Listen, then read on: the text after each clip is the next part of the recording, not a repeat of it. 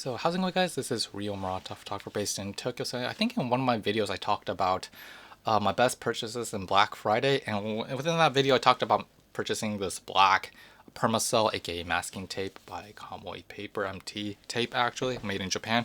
And this is sort of like a follow-up video on this topic because a lot of viewers who watch my YouTube channel are actually new to photography, and you guys probably don't know much about black Permacell masking type of tape. And in this video I'm going to be specifically talking about masking, or the reasons why people, I guess, mask the logo of the film camera, digital camera, whatever you would call it, and sort of like clarify those questions and the reasons behind why people do that. Photographer friends actually does this too. So yeah, let's get on with it. So I'm not sure, like, how should I start this video? Okay, so basically, Permacell tape is basically sort of like a black masking tape, clarifying a lot of people's question, which is like really thin. It's sort of like, in a way, like a post-it note where when you rip it off and when you tape something and when you like take it off, the what do you call the stickiness does not leave a footprint on top of any kind of surface, and it's like basically sort of like similar to post-its where you can basically easily like tape and like you can pull it out, and at the same time it has a little bit of durability, so it's like really strong, so even if you pull it sideways it's like really hard to tear. Well, that just tore because I put full force, but it's typically used for sort of like gripping stuff, masking some areas. Let's say if you're I'm not a fashion photographer, so I don't use it in that order, but you can basically sort of like make an indication on the floor, such as like this, like a T like this, to sort of like indicate where the model should like stand in front of the studio or in back of sort of like a wall or something like that. Or you could basically use it as to like grip something against the wall. You can like tape a script against I don't know, LCD panel or something like that. If you're doing some kind of script or play or act or something like that. There's a lot of ways of using this, but in this video in particular I just wanted to talk about sort of like masking that logo of the camera and the reasons behind that, because there were a couple of questions going on this topic. So yeah, so I'm not sure where this sort of like historical background came from, but if I'm right, it probably might have come during the wartime period. I'm not sure, World War I, World War II. I'm guessing World War II maybe, where a lot of like photographers who started to use Nikon and Canon cameras, and we all know like cameras are pitch black. The reason why, hopefully you guys know why cameras are black, is because photography is capturing light. Light hits black surfaces and absorbs that sort of like spectrum of light, and because it absorbs light, it means that it's less discreet to the public, to the naked eye, meaning that black actually is harder to like identify compared to white, where white basically reflects light. Hopefully you understand that. But for odd reasons, or I guess promotional reasons, camera manufacturers have to put their logo on top of the pentaprism right here. It's like masked right now, unfortunately. I'm not being sponsored by Nikon or anything, but it says Nikon right here in white letters and Nikon F3 at the top left of the camera. And I'm not dissing this manufacturer, any company, or because every single company does that. There's a logo obviously on the top. Fujifilm has it, Nikon has it, Panasonic has it, Sony has it, and there's a fair amount of photographers who basically mask that sort of like area, and there's basically a lot of reasons why people do that, and hopefully I can clarify that within this video, both for film and for digital in particular. And like I said, I'm not specifically sure the whereabouts of why this actually started to pop out, but I'm guessing it came out around, or people started to do this around in wartime period. And if you guys know about wartime period, I guess 1945, before that 1930-40, before Japan went into war, a lot of journalists, a lot of, I guess, documentary sort of like wartime photographers went to the battlefield, obviously with a Nikon camera or with a Canon camera. And like I said, because this logo itself is white, it is, like I said, light reflects that white logo surface, and basically it's actually easy to identify the opponent if they have something white, they can snipe you down, you know.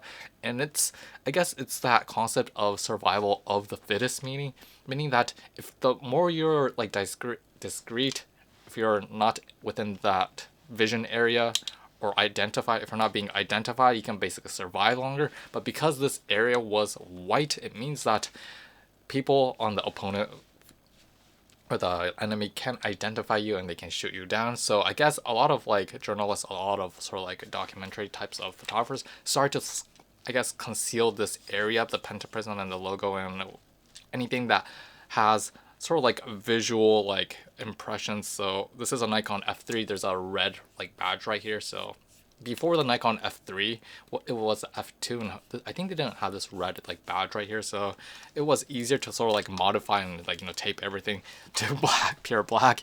So I guess that's might be like the reason where it kind of started to pop out and kind of went off topic. But fast forward to 2024, obviously there's actually a lot of reasons why people do this. I come from the commercial side, so especially the product photography type of side, which you guys probably, if you do product photography, know what I'm going to be talking about. But light, if you're shooting, like if your light source is coming from the opposite side, it can basically reflect that logo, that Nikon logo. And if you have it on this angle right here, it basically reflects it at your subject. And if you're shooting something shiny, it's gonna illuminate and have this weird like reflection going on. So that's actually one of the reasons why I have this on my camera at my workplace. And also I don't use it for private use, unfortunately. I don't have it like taped on for private use, but my workplace camera has this because that might happen. And obviously depending on what kind of field you are in, that you guys have different reasons. And another reason why people do this in particular is that if you go to a really sort of like, how should I say, remote, how should I say this, sketchy area and within a specific country, I don't like to give out names, but there's those chances that, because if you don't do that, if people can see that Nikon logo, the Canon logo, or the Sony logo, the people who are local there who do bad things to other people, how should I say this in the nicest way as possible, there's a fair chance that if they can identify that specific camera, the specific model, they can basically sort of like understand whether or not they should attack you or not, and whether if that, you know, extra, how should I say, labor is worth going for, you know. Yeah, so I guess in order to confuse the enemy, people start to add sort of like tape in front of the cameras. And this is, I guess this applies to people who have really expensive camera gear. They don't want anyone local to understand what kind of specific camera you have. If you have like a Canon R5, R6, or like, well, people know what a Leica camera looks like, so like sort of like, but the Nikon side, they have a Nikon F3, F2, FM2, FG20. So by doing this, you can basically, if you use a camera made for the masses, actually you can sort of like confuse the enemy of what kind of camera you have in specifically. But this Nikon F3 has this like red badge, so people will know what this is, unfortunately. But I guess the more extremist like users of the Nikon F3 will probably have some kind of like tape right here if they're going to a super remote location. But that might be another reason why people do that. So I guess another reason why people do this is, I guess, more like street type of photographers probably do this frequently because they don't want to catch the public's eye that you're basically shooting a photo. And if you are shooting a photo, they won't notice if you're using a super expensive camera or if you're using a really like, it kind of like mixes and confuses the people who are looking at you if you're like using a really cheap camera or not. Because if I show a Nikon logo here in Nikon F3, and those people, there are people out there who know a little bit of camera, and when they see Nikon, when they see the word F3, they know that is a really expensive camera. However, if you like conceal it, this could be a Nikon FG, this can be a Nikon FM, or this could be a Nikon EM at most, maybe, or maybe not. But you can like deceive people, and I guess it makes that shooting experience much more, I guess, less risky in my mind. So I guess that's one of the reasons why some people might tape the logo and the, I guess, name of the camera itself. So what's interesting is because I live in Tokyo, I live in Japan, which has one of the lowest crime rates compared to the North America side. I mean, there isn't much of a point for me because I don't do street that much, and because there's not much thieving going on in Tokyo as of 2024. I mean, I typically, when I go out to shoot privately, I basically don't have this on here because even if they know if it's a Nikon, if it's a F3, like they won't attack me. Hopefully, so yeah, that's basically the flip side of the coin. However, if you're in a really what we call sketchy area, I guess it might be wise to do this because then there might be people lurking to steal your camera while you're like shooting and you might be attacked, so that might be sort of like a way to prevent that from happening. I clarified some of the questions why people do this. Obviously there's also like a minority of people who do this because they don't like that brand in particular, and there are people out there. I understand what they are trying to say, but like if you keep shooting and if you keep like showing people Nikon, if you keep showing Canon, if you keep showing like Sony, this area in particular keeps protruding as you shoot, people might think you're being sponsored by that specific entity or company, and there are those photographers who don't like to sort of like advocate that specific brand in particular. So there are actually a fair amount of people who basically want to conceal that because they're not being sponsored or anything, but they don't want to sort of like give sort of like that presence when you're shooting maybe a professional job and you keep showing Sony right here. If you keep showing Canon, if you're showing like Nikon, I've actually seen a couple of people who don't like to advocate a specific brand because a camera is basically a tool in achieving what you really want to do. If that camera fails to comply to what your standards is, you can basically switch to a different brand. So there is that going on. And also, I forgot to mention that this might apply for digital shooters or maybe film shooters, but if you're shooting like, let's say, windows and stuff, like window shopping, or maybe let's say a high-rise skyscraper where there's like a window, when you basically look through the finder and shoot a photo, actually, oh, did I fire a shot? No, I didn't.